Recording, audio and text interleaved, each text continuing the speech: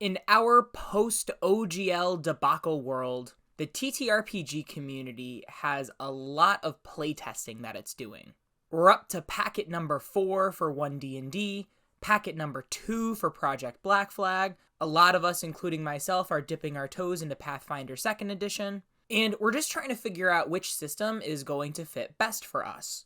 One analyst is a content creator I talk about a lot, probably a little too much, Treant Monk, known for his optimization build guides, but also his analysis of 5th edition's rules as written. And among all of the rules analysts I've come across, in my opinion, he is the most skilled one. Now, perusing a lot of his analysis videos on these different playtest packets, there's a certain term that I've noticed that he uses a lot that I've personally fallen in love with, which is health. He'll ask, is this healthy for the game? And this is in contrast to a lot of other conversations regarding game mechanics, which usually revolve around game balance. Is this overpowered, underpowered? Is this a balanced game mechanic? Now, to me, I think there is a powerful distinction between the terms balance and health. So much so I want to spend today's video just unpacking it. Hi, I'm John from Incendium RPGs, and today we're discussing a game's health and balance so that you can provide the best experience for your table. Let's get into it.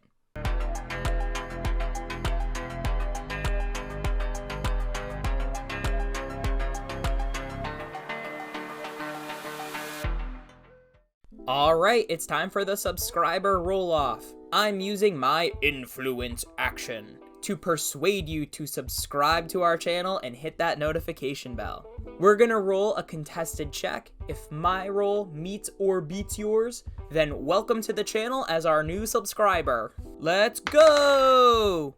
Solid 10, alright. So if you got a 9 or lower, welcome to the channel.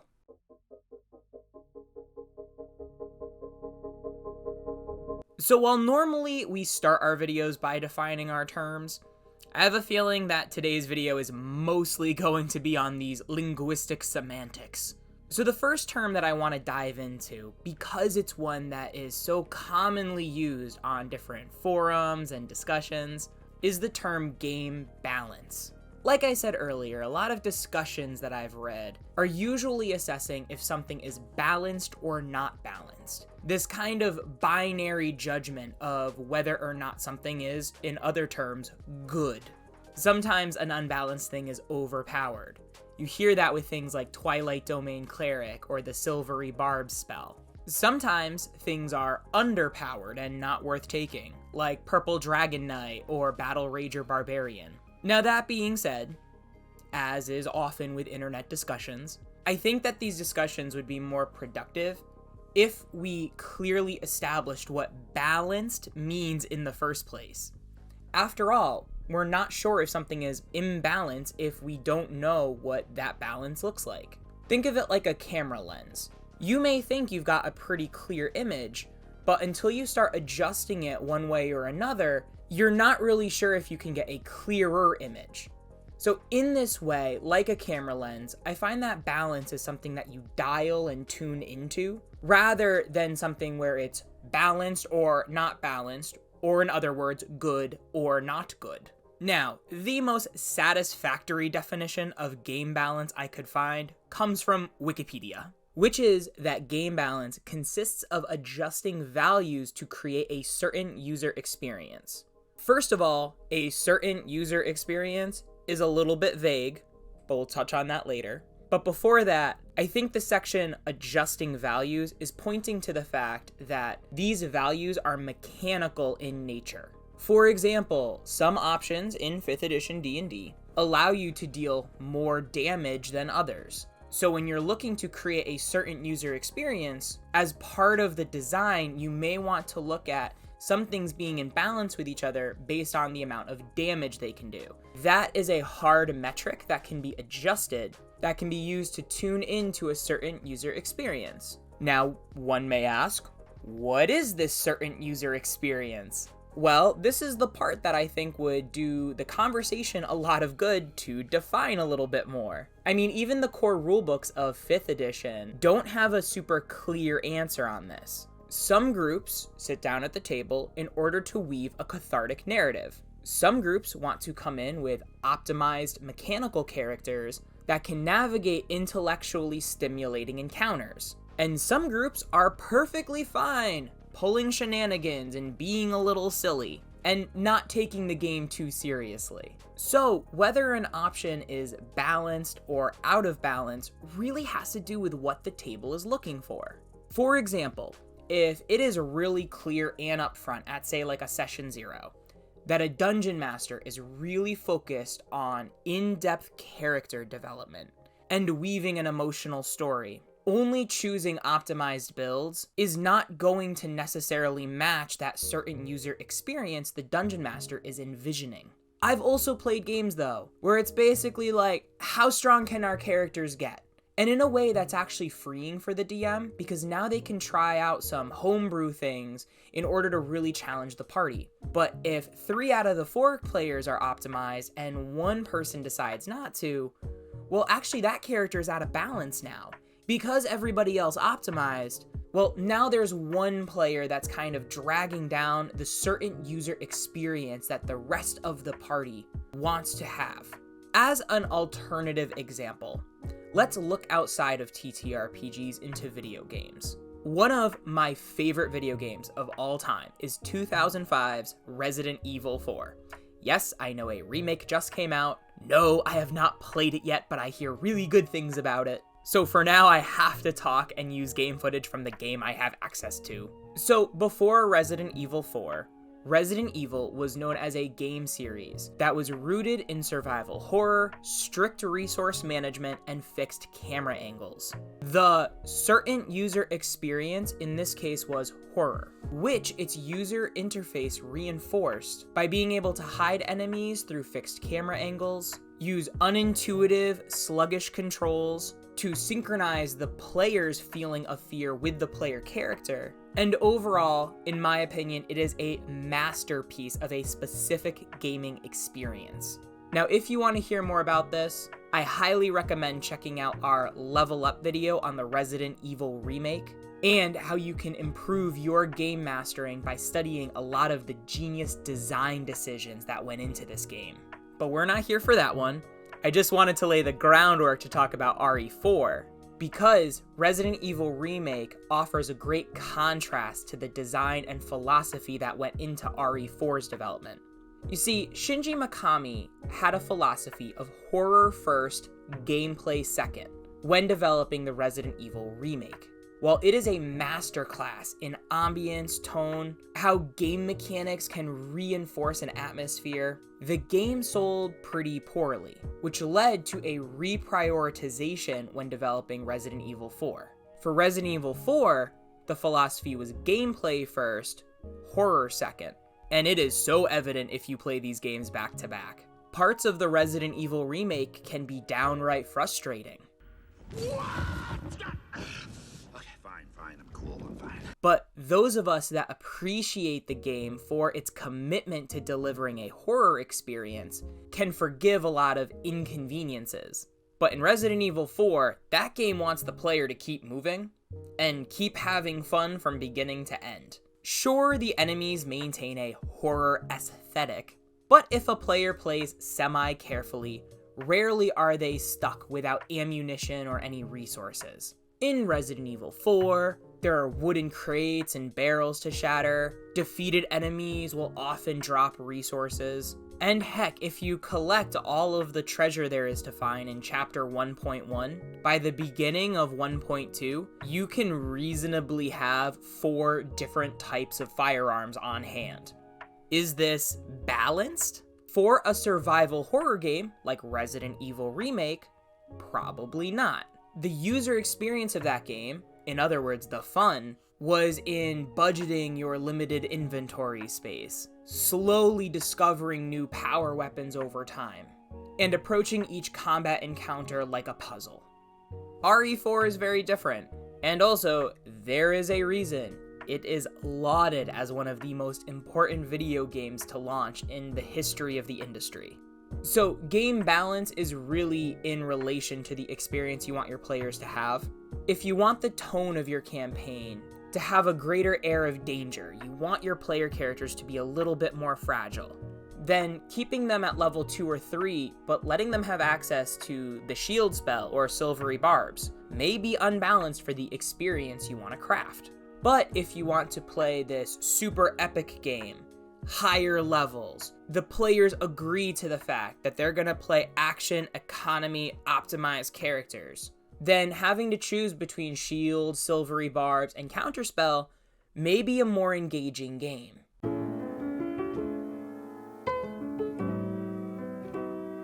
I guess the point I'm trying to make is that game balance is one component of analyzing your game's health. To me, game health is about combining our understanding of game balance with a topic that we actually covered in a previous video: complexity versus depth.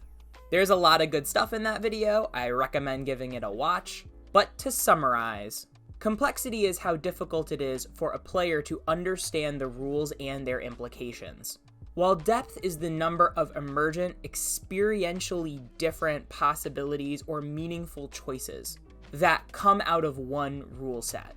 Again, like a lot of game design, there is a balance between these things and how they interact with your players. An example I used in that video, and I'll bring up again, is chess versus checkers.